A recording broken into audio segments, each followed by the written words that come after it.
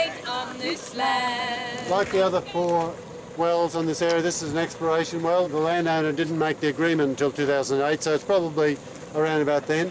It's an exploration well which is now going to become a production well, and it's one of 5 that this pipeline is to connect up.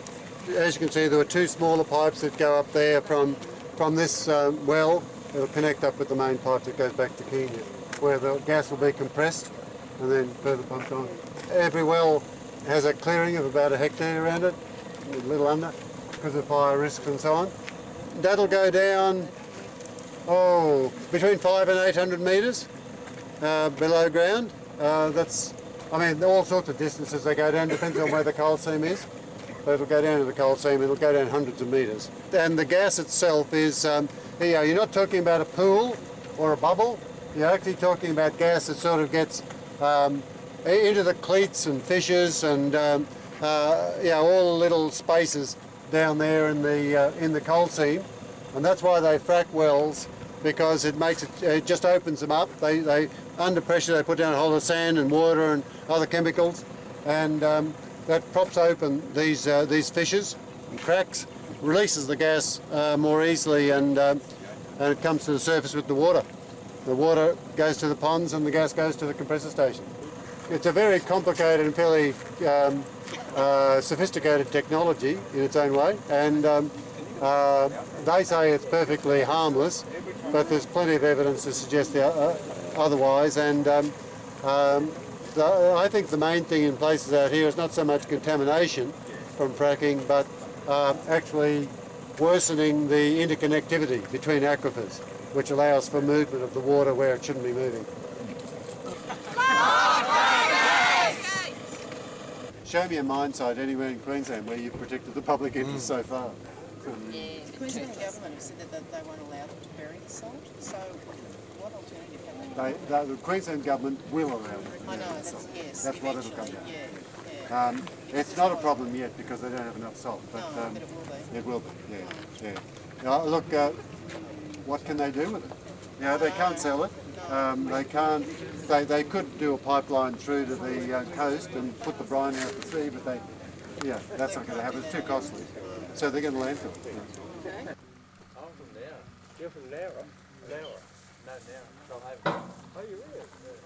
I'm on Michael Further over Western Nowra. This is just part of the blockade here. This isn't where we were originally, but we got pushed back, got a couple of arrests and came back this way, and you can see a number of big trees have been knocked over here.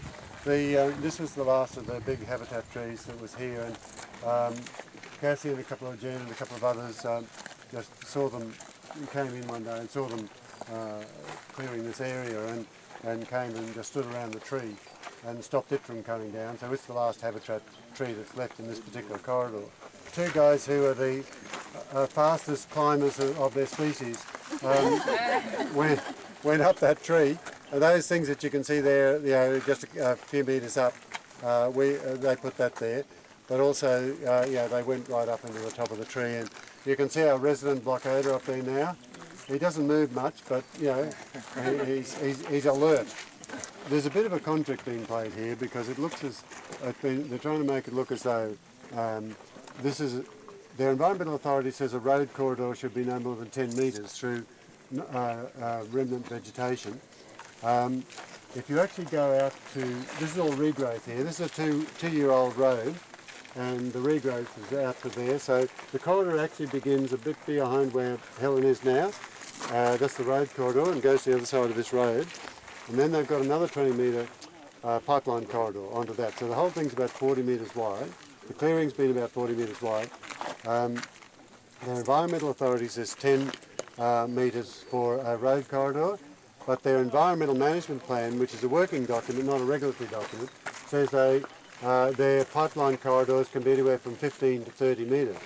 So what they're doing is, their argument is, well, we can go up to 30 metres wide for a pipeline corridor, and when you add that to the 10 metres for the road corridor, you've got 40 metres. So that's how they justify their 40-metre wide corridor. As you can see, the pipes are smaller, so the pipeline from the 2 pipelines from the well come up here to the main pipeline, connect up with it, and then the gas gets pumped back to Kenya, where we came from earlier. And why is there no blockade happening at the moment? It's just Because the work just simply doesn't all happen in one place at one time. They'll be here one day, they'll be there the next day. Actually, sometimes they're at Kenya, sometimes they're over at Gate 3 over the road. It's really hard to predict where they're going to be. And we also risk a trespass charge if we go onto a property where we don't have permission. So we either get them here when they're working here, or we get them on the roads. And the blockade itself was here. I got arrested under the Petroleum and Gas Act, Section 805, which is if you obstruct a tenement holder in the legal exercise of their activities without reasonable excuse, then you are committing an offence for a maximum fine of $50,000. So my defence will be, I believe I had a reasonable excuse, and that's the test of that particular section of the Act. There's Section 804 of the same Act actually says that the tenement holder, the mining company, can't unreasonably interfere with the activities of the landowner, and that's to be tested as well. So we want to test that one too. Yeah, and the other test, of course, is the contract itself that they signed with this landowner here, and whether, in fact, it was even a valid contract. This is where we were blockading for quite some time, as they were coming through with their machines.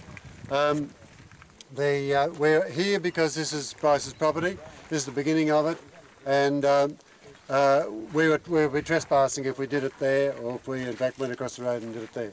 So we didn't want to actually test the trespass laws, but what we did want to test was the Petroleum and Gas Act, especially those sections of the Act that says you can't obstruct a mining company in the legal exercise of its activities without reasonable excuse.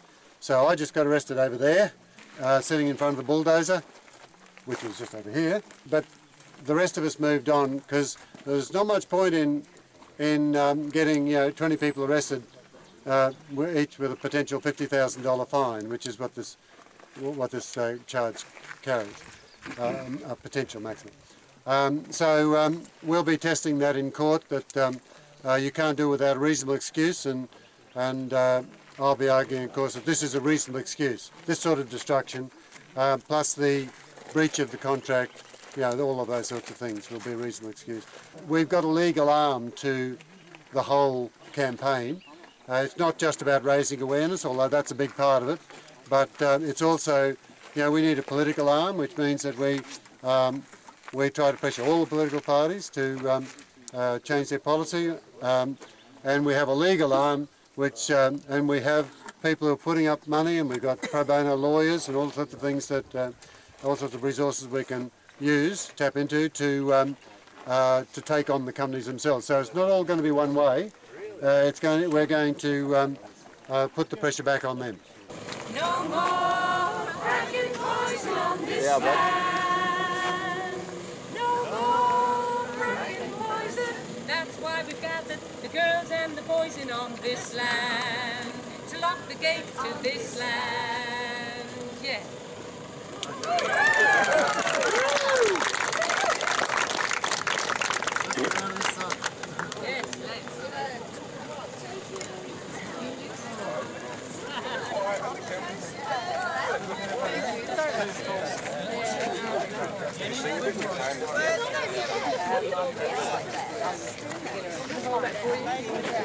Yes.